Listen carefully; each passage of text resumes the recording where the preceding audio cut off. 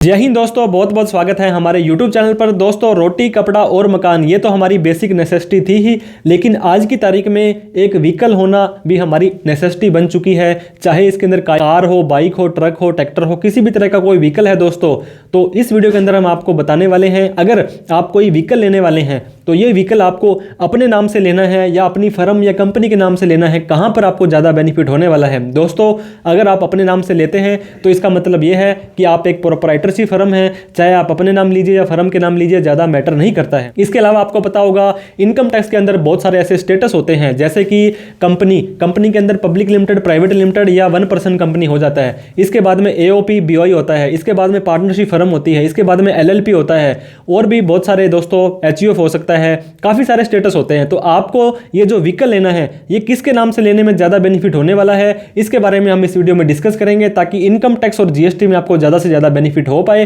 तो देर ना करते हुए चलिए दोस्तों वीडियो को स्टार्ट करते हैं। तो दोस्तों, सबसे पहला बेनिफिट, अगर आप अपनी किसी भी व्हीकल को फर्म के नाम से लेते हैं तो आपको पता होगा फर्म के नाम से आपको चेक देना पड़ेगा, या लोन भी लेते हैं तो फर्म के नाम से आप लोन ले सकते हैं। उसके बाद में उसको फर्म के अंदर शो करना पड़ेगा। जैसे आप किसी भी व्हीकल को फर्म के अंदर शो करते हैं दोस्तों, तो वो आपकी फिक्स एसेट के अंदर ऐड हो जाता है। फिक्स एसेट का मतलब है कि इतनी प्रॉपर्टीज आपके पास में है, फर्म की अच्छी सिचुएशंस, अच्छी कंडीशन है, वहां पे शो होती है। तो कभी भी आप फर्म के नाम से लेते हैं दोस्तों कोई व्हीकल, तो उसको बैलेंस शीट में शो होता है, तो आपकी बैलेंस शीट की जो पोजीशन है वो बढ़ जाती है, आपकी फाइनेंशियल्स है वहां पे स्ट्रांग हो जाती है। इसके बाद दोस्तों, दूसरा बेनिफिट जो आपको, अगर आप इस किसी भी व्हीकल को फर्म के नाम से लेते हैं तो आपको मैंने बताया, अगर आप उसको लोन पे लेते हैं तो आपको क्या होगा दोस्तों, लोन को रीपेमेंट करना पड़ता होगा। जब भी आप लोन को रीपेमेंट करेंगे तो उसके दो पार्ट होते हैं दोस्तों, एक तो प्रिंसिपल होता है और एक इंटरेस्ट होता है। प्रिंसिपल तो आपके लोन को कम कर देगा, लेकिन जो इंटरेस्ट होता है वो आपका खर्चा होता है। जब भी आप अपनी फर्म के अंदर बुक्स ऑफ अकाउंट मेंटेन करते हैं तो प्रॉफिट एंड लॉस अकाउंट या receipt and payment account, income and expenditure account वहां पे आप बनाते हैं, तो आपको जो भी आपने ब्याज चुकाया था दोस्तों उस लोन को भरने के लिए, तो उस ब्याज को आप प्रॉफिट एंड लॉस अकाउंट के अंदर आप यूज कर सकते हैं, एडजस्ट कर सकते हैं, उस खर्चे को क्लेम कर सकते हैं,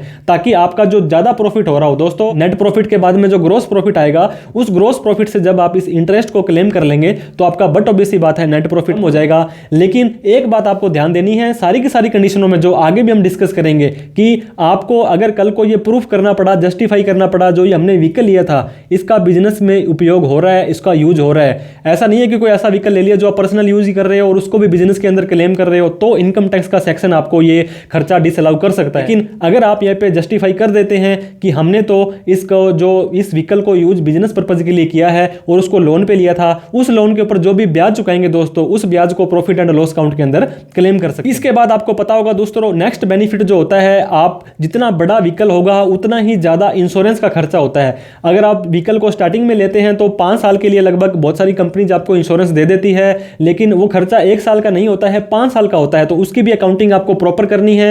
ये दोस्तों आपको डेफर्ड एक्सपेंसेस आपके होते हैं कि आगे आने वाले सालों में खर्चे हैं, तो 1 साल का तो एक्सपेंस आप दोस्तों जो बुक कर सकते हैं, बाकी के 4 सालों का बैलेंस शीट में कैरी फॉरवर्ड भी कर सकते हैं। तो इस तरह से अगर आप 1 साल का इंश्योरेंस करवाते हैं दोस्तों, तो वो सारा का सारा इंश्योरेंस भी आप अपने प्रॉफिट एंड लॉस अकाउंट के अंदर क्लेम कर सकते हैं, आपका खर्चा क्लेम कर सकते हैं और आपका प्रॉफिट वहां पे कम हो जाएगा। इसके अलावा दोस्तों, कोई भी चीज, कोई भी व्हीकल है, जब वो यूज होता है तो उसके अंदर घिसावट आती है, उसका जो वैल्यू है वो डेप्रिशिएट हो जाती है।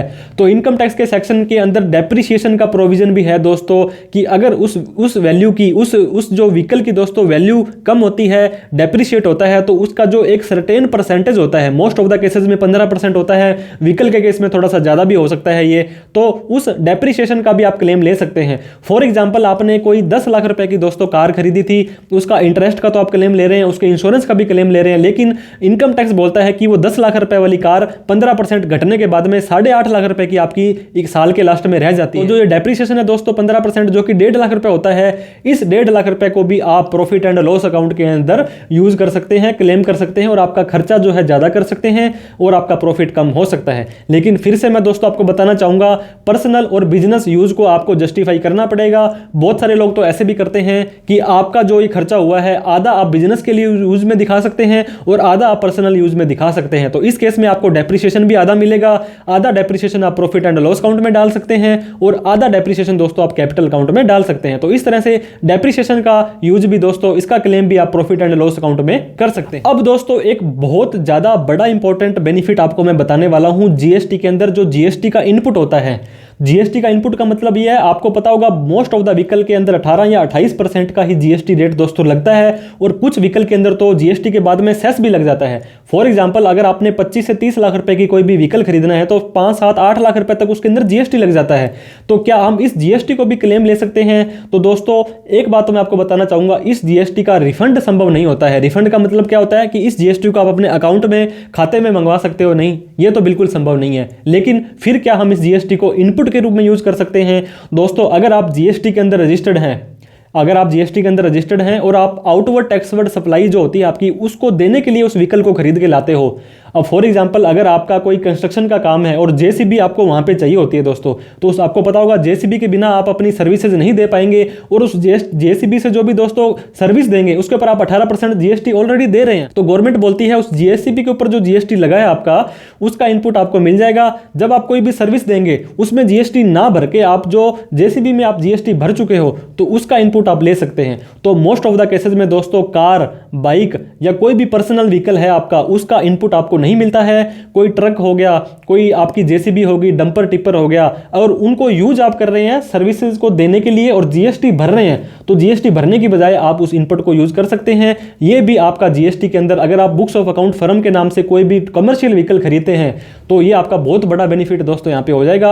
उस जीएसटी का इनपुट आप क्लेम कर सकते हैं, कम जीएसटी आपको भरना पड़ेगा। कस्टमर से तो जीएसटी क्लेम कर लें आप, लेकिन आपको गवर्नमेंट को नहीं देना है क्योंकि आपने ऑलरेडी उस व्हीकल के ऊपर जीएसटी पेड कर दिया। इसके अलावा आपको पता होगा कोई व्हीकल लिया है तो पोल्यूशन से आपको पता होगा गवर्नमेंट का भी डर रहता है कि चालान ना हो जाए, और हमारा व्हीकल पोल्यूशन फ्री है, ज्यादा पोल्यूशन नहीं करता है, हार्मफुल नहीं है, तो उसके लिए हम पोल्यूशन भी हम करवाते हैं 6 महीने में या 1 साल में, जैसे भी होता है।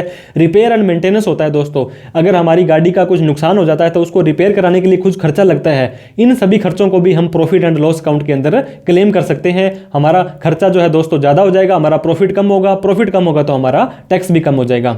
इसके बाद में नेक्स्ट बेनिफिट दोस्तों, जब आप कोई भी व्हीकल लेके आते हैं तो उस व्हीकल को चलाने के लिए वहां पे फ्यूल लगता है, पेट्रोल लगता है, डीजल लगता है, जो आपकी चार्जिंग होती है आपको इलेक्ट्रिसिटी देनी पड़ती है, तो ये भी खर्चा दोस्तों आप क्लेम कर सकते हैं।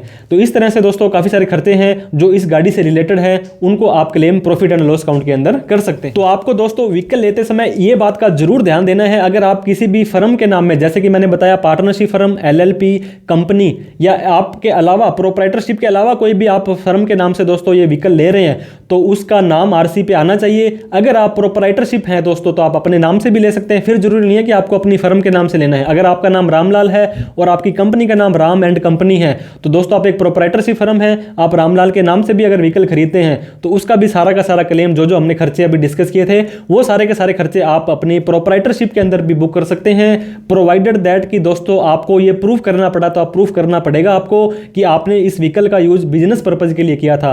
अगर आप ये मानते हैं कि सारा का सारा जो इसका यूज है हमने बिजनेस के लिए नहीं किया था, आधा पर्सनल घर के लिए किया था, तो आधा आधा क्लेम भी आप दोस्तों इन चीजों का ले सकते हैं। इसके बाद दोस्तों इनकम टैक्स के अंदर टीसीएस के प्रोविजन के बारे में भी मैं आपको बताना चाहता हूं। टीसीएस का प्रोविजन दोस्तों वो बोलता है, सेक्शन 206 के अंदर बताया गया है कि अगर आप 10 लाख रुपए या उससे ज्यादा का कोई भी व्हीकल खरीदते हैं, फॉर एग्जांपल अगर आपने 15 लाख रुपए की कार खरीदी है तो वहां पे आपका 1% टीसीएस अलग से कलेक्ट किया जाता है। मतलब 15 लाख रुपए का 1% 15,000 रुपए टीसीएस आपसे एक्स्ट्रा ले लिया जाएगा। आपसे 15 लाख 15,000 रुपए लिए जाएंगे। 15 लाख की तो आपको गाड़ी दे दी है और उस 15,000 रुपए को दोस्तों इनकम टैक्स के पास में जमा करा दिया जाएगा एज ए टीसीएस आपके पैन कार्ड में। फिर आपको ये ऑनलाइन डेटा आपका बोल जाएगा, फिर आपको इनकम टैक्स डिपार्टमेंट को आईटीआर भरनी पड़ेगी, ये बताना पड़ेगा कि ये 15 लाख रुपए आपके खुद के थे या आपके लोन के थे। और दोस्तों आपकी ओवरऑल टैक्स लायबिलिटी अगर न्यू टैक्स रिजाइम में है तो 7 लाख से कम, ओल्ड टैक्स रिजाइम में है तो 5 लाख से कम आती है, तो आप इस कटे हुए टीसीएस का रिफंड ले सकते हैं, ये आपके अकाउंट में आ जाएंगे।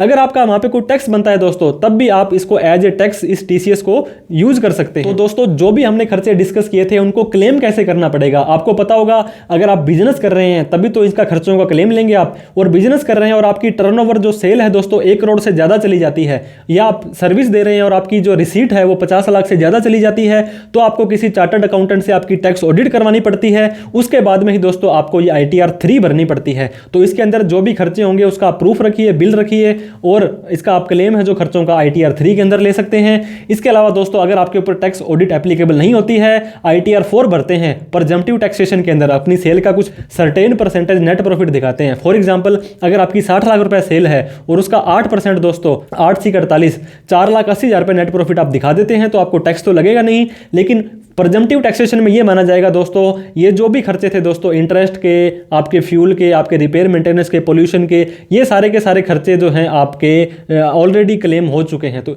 ITR 4 के अंदर अलग से कोई भी आपको छूट नहीं लेनी है। ITR 3 के अंदर प्रॉफिट एंड लॉस काउंट के अंदर आप एक एक खर्चे की क्लेम ले सकते हैं। तो दोस्तों एक चीज और मैं आपका क्लियर करना चाहूंगा कि आपको जब भी ये खर्चे क्लेम करने हैं तो क्या आपको एक फैक्ट्री से, वेयर हाउस से या किसी भी शोरूम से दोस्तों न्यू व्हीकल परचेज करके लाएंगे तभी ये बेनिफिट मिलेगा, या कोई भी पुराना व्हीकल आप ले लेते हैं उसका भी बेनिफिट मिल जाएगा? तो दोस्तों ऐसा कोई भी यहाँ पे मैंडेटरी नहीं है कि न्यू व्हीकल का ही आपको ये सारे के सारे खर्चे क्लेम होंगे।